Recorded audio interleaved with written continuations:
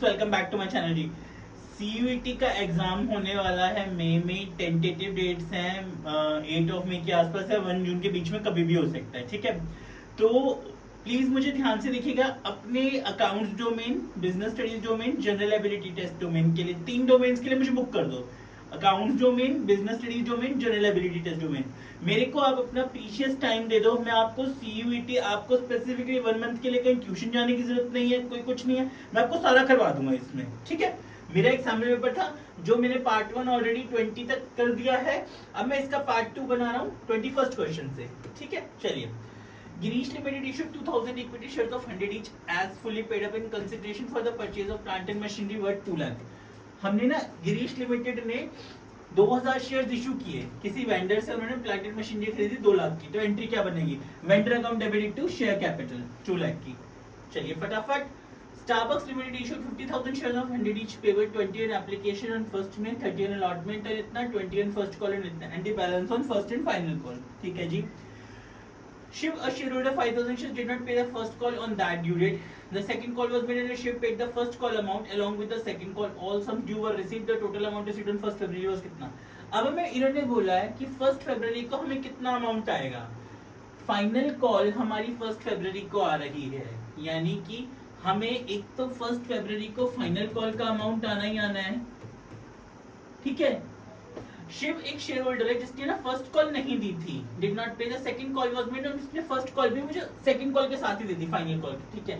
तो अब सबसे पहले देखते हैं, 100 के शेयर में से 20 एप्लीकेशन पे आ गए, 80 रुपीज बचे। 30 अलॉटमेंट पे आ गए, 50 बचे। 50 में से 20 हमारे फर्स्ट कॉल पे आ गए, तो 30 रुपीज। अब हमें 30 रुपीज फर्स्ट फाइनल कॉल पे आने चाहिए, तो 30 इंटू 50,000, 30 इंटू 50,000 यानी कि 15, 1, 2, 3, 4, 5, 15 लाख तो आने ही चाहिए। प्लस जो ये बंदा है शिव, इसने क्या किया, इसने 5,000 इंटू 20 के हिसाब से 5,000 इंटू 20 यानी 1 लाख रुपीज इसने मुझे फर्स्ट कॉल पे नहीं दिए थे, तो अब ये वो फर्स्ट कॉल पे ना देके मुझे यहाँ दे रहा है सेकंड कॉल पे, ठीक है। तो 16 लाख, 15 लाख जो फाइनल कॉल पे आने चाहिए थे, 1 लाख जो फर्स्ट कॉल पे नहीं आए थे, जो अब आएंगे, ठीक है। Choose the incorrect option from the following. Bank account debit, calls in arrear account debit to first and final call. अच्छा, being first and final call received except on 200 shares, ठीक है। Share application account debit to share allotment account to share capital, ये भी ठीक है। Share capital account debit to bank है, नहीं, ये इनकरेक्ट है, क्योंकि जब भी हम शेयर्स को री इशू करते हैं तो हमारे पास पैसे आते हैं, तो बैंक अकाउंट डेबिट होना चाहिए। तो bank account debit to share capital, bank account debit share for future account debit to share capital, ये एंट्री बनती है। ये वाला है इसका आंसर, सी ऑप्शन, ठीक है। इनकरेक्ट ऑप्शन हमसे पूछा था ये वाला। Vinod limited invited applications for 2000, 11% debentures at 100 each, ठीक है। The company received application, companies कम एप्लीकेशंस आई, 2000 कंपनी इशू कर रही थे शेयर्स, उनके पास डिवेंचर्स सॉरी एप्लीकेशंस आई 1900 की, कम हो गई, तो अंडर सब्सक्रिप्शन, ठीक है। Nargis limited purchased assets of rupees 8 lakh and took over liabilities of 2 lakh from Gauri limited. मतलब अब नरगिस वालों को इनको 6 लाख की पेमेंट करनी चाहिए, ठीक है जी। The payment was made by issue of 8% dividend 100 each at a premium of 20%। तो मतलब 6 लाख डिवाइडेड बाय 120, 12, 5 यानी 5,000 हम क्या करेंगे, डिवेंचर्स इशू करेंगे, ठीक है। Number of debentures issue will be 5,000। कैसे हुआ? 8 लाख माइनस 2 लाख 6 लाख। एक डिवेंचर था 100 का, पर उसमें 20% प्रीमियम जोड़ दिया, तो 100 प्लस 20 यानी कि एक डिवेंचर हम इशू कर रहे हैं 120 पे, तो 6 लाख डिवाइडेड बाय 120, ठीक है। Raj limited purchased a building for 5 lakh payable as 15% in cash and balance by allotment of 9%। अच्छा, ठीक है। तो 5 लाख का 15% हमने कैश में दे दिया, यानी 75,000 हमने कैश में दे दिया, तो अब बाकी हमें 4,25,000 पे करने हैं, ठीक है। 4,25,000 डिवाइडेड बाय एक डिवेंचर 125, इसको सॉल्व करते हैं हम लोग, ठीक है। मेरा कैलकुलेटर, चलो इन्हीं से करते हैं। 5, 25, 5, 8, 40, 5, ठीक है, फिर 5, फिर 17,000, फिर 5, 3, 3400, ठीक है। आ गया अगला Which of the following statement shows the financial position of the company as at a given date? Financial position हमें कौन बताता है? फाइनेंशियल पोजीशन बताता है हमें बैलेंस शीट। ठीक है जी, ये रहा। Okay, which of the following item is shown under the head non-current assets while preparing the balance sheet of the company? non-current asset क्या होगा हमारा?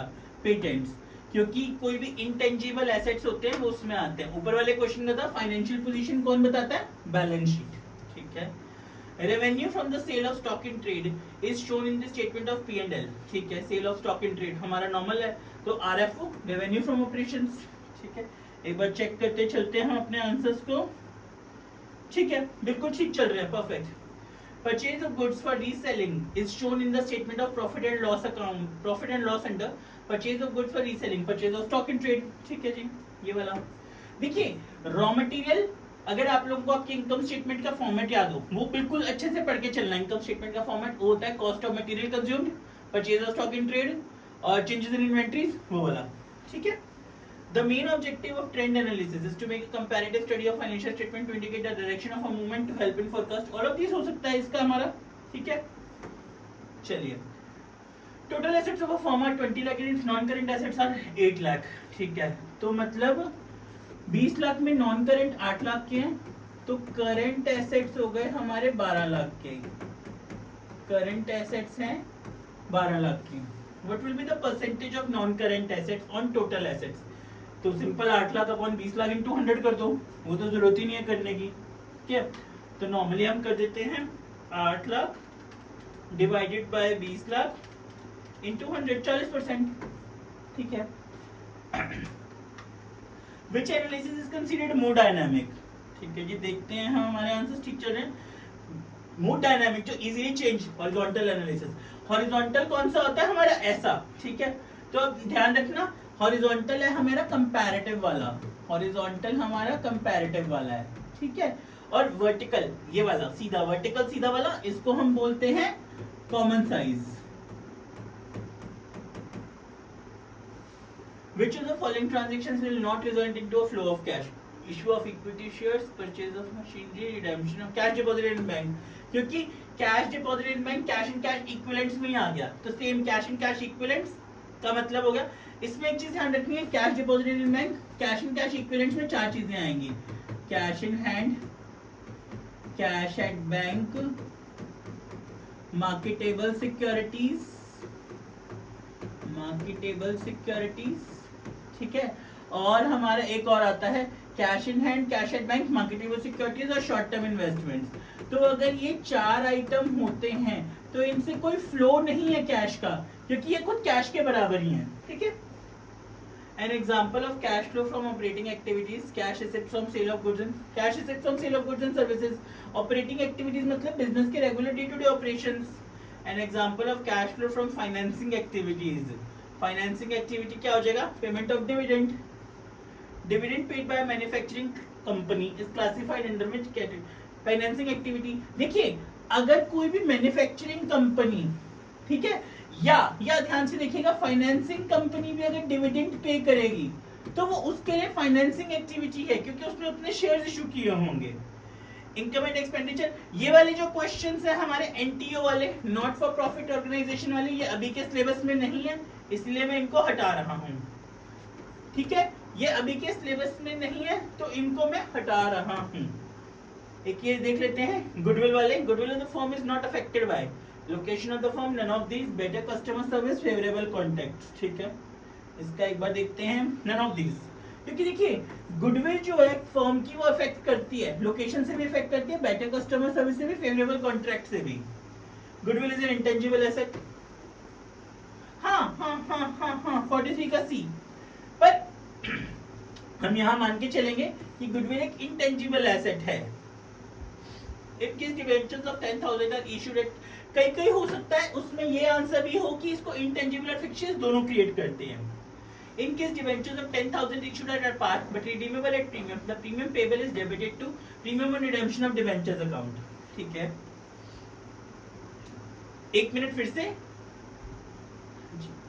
डेबिटेड पूछा है, आई एम सॉरी, एक मिनट, इस क्वेश्चन में इसमें इन्होंने डेबिटेड पूछा है, मैंने क्रेडिट वाला कर दिया, loss on issue of debentures account. आप लोग को याद होगा हमारी जनरल एंट्री क्या बनती थी, loss on issue of debenture account debit to premium on redemption of debenture, premium on redemption of debenture.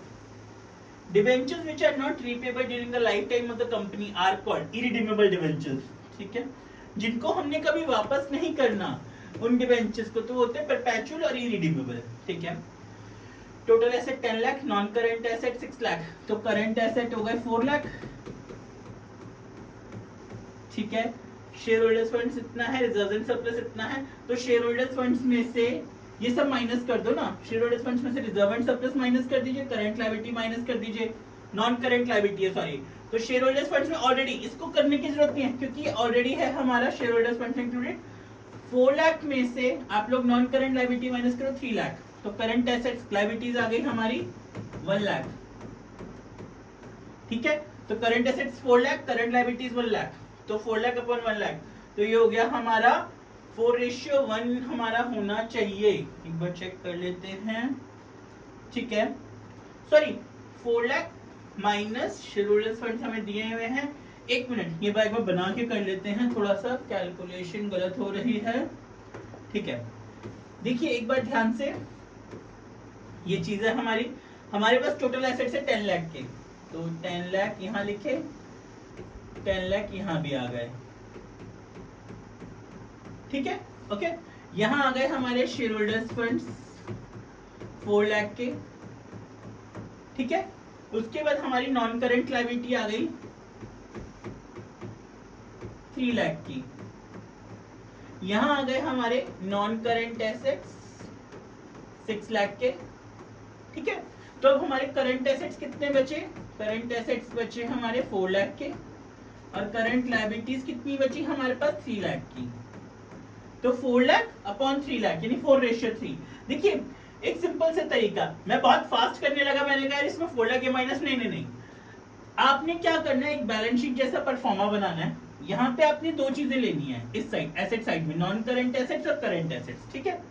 इस साइड आपने 3 चीजें पुट करनी है, share holders funds, non current liabilities और करंट लायबिलिटीज, बस इस छोटी सी चीज को याद रखना है। उस साइड आपने 2 चीजें करनी है, नॉन करंट एसेट्स और करंट एसेट्स, यहाँ पे share holders funds, non current liabilities और करंट लायबिलिटीज, बस आपको इंफॉर्मेशन आपकी सारी मिल जाएगी। रेवेन्यू फ्रॉम ऑपरेशन 10 लाख है, जीपी इज 25% ऑन कॉस्ट, ठीक है जी। डेप्रिसिएशन इज 10,000, सेलिंग एक्सपेंसेस इतना, ऑपरेटिंग रेशियो फाइंड करनी है। ऑपरेटिंग रेशियो का फॉर्मूला है हमारा cost of RFO plus operating expenses upon RFO into 100, ठीक है, डन। तब हमें इन्होंने आरएफओ दे दिया 10 lakh, GP is 25% on cost. अब मैं आपको ना एक ट्रिक सिखाने जाता हूँ, इजीली कॉस्ट निकालने की easy trick. 10 lakh into 100 divide by 125 कर दो। जीपी कितना है, 25% ऑन कॉस्ट है, तो आपको कॉस्ट निकालनी है 10 लाख इंटू 100 अपॉन 125, जीपी में प्लस, तो कॉस्ट है 8 लाख की, ठीक है। 8 लाख में अब ऑपरेटिंग एक्सपेंसेस कौन कौन से हैं हमारे, ये देख लेते हैं, एक मिनट। हमारे ऑपरेटिंग एक्सपेंसेस दिए हुए हैं इन्होंने, क्या ऑपरेटिंग एक्सपेंसेस कौन से हैं, सेलिंग ऑपरेटिंग है, ठीक है, ये ऑपरेटिंग है मेरा, गॉट इट, और डेप्रिसिएशन ऑपरेटिंग है, तो 8 लाख प्लस 1 लाख यानी 9 lakh upon 10 lakh, cost of RFO 8 lakh, operating expenses 1 lakh upon RFO 10 lakh, तो answer should be operating ratio 90%। अगर किसी बच्चे को प्रॉफिट देखना होगा, ऑपरेटिंग प्रॉफिट कितना निकलेगा, तो 100 माइनस 90, 10% ऑपरेटिंग प्रॉफिट रेशियो है। Which of these is following is not a solvency ratio, कौन सी सॉल्वेंसी रेशियो नहीं है इसमें से, ठीक है। आरओआई, इंटरेस्ट कवरेज, ये भी सॉल्वेंसी है, प्रोप्राइटरी, ये सब सॉल्वेंसी है। क्रेडिट आरएफओ हमें दिया हुआ है 6 लाख, कैश आरएफओ हमें दिया हुआ है 1,50,000, एवरेज कलेक्शन पीरियड हमें दिया हुआ निकालना है, ठीक है। तो हम सबसे पहले क्या करते हैं, इसमें ट्रेड रिसीवेबल्स टर्नओवर रेशियो निकाल लेते हैं। हमें करना है 6 lakh net credit RFO upon average trade receivables, average trade receivables कितने हो जाएंगे हमारे, ये और इन दोनों को प्लस कर देते हैं। अब हमें अगर सिर्फ क्लोजिंग दिया है, हमें ओपनिंग वगैरह पता ही नहीं है, तो हम इसी को ही एवरेज मान लेंगे, तो 1,50,000, तो ये आ गया 4, तो 12 मंथ्स होते हैं डिवाइडेड बाय रेशियो यानी 4, तो 3 इज द आंसर। और बिल्कुल ठीक है। The analysis of financial statement by share holder is an example of. अब हम देखते हैं analysis of financial statement by share holder.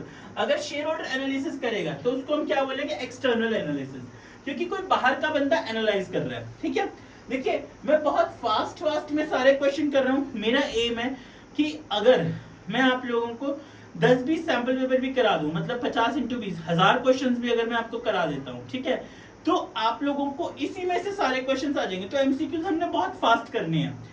ये मैंने अभी इस चीज का किया है। ठीक है, एक मैं कल अपलोड करूंगा बिजनेस स्टडीज का पेपर, बिजनेस स्टडीज का डोमेन सॉल्व करके, ठीक है, वो भी हम देखेंगे। फिर इसके बाद हमें जनरल एबिलिटी का, फिर अकाउंट्स का, तो ये चलता रहेगा। तो आप लोगों ने मुझे 1 मंथ का टाइम देना है। 3 सब्जेक्ट की ड्यूटी मेरे पे लगा दो, 3 डोमेन्स की, accounts, business and general ability. Thank you very much, thank you ji.